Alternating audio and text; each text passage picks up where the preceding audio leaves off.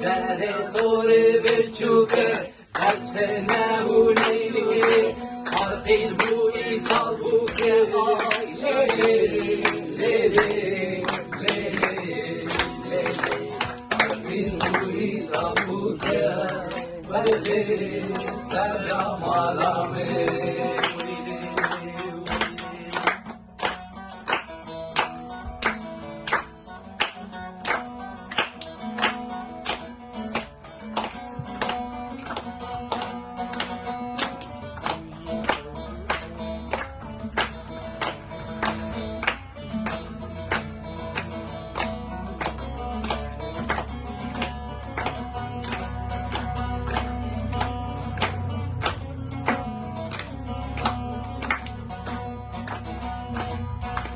değerli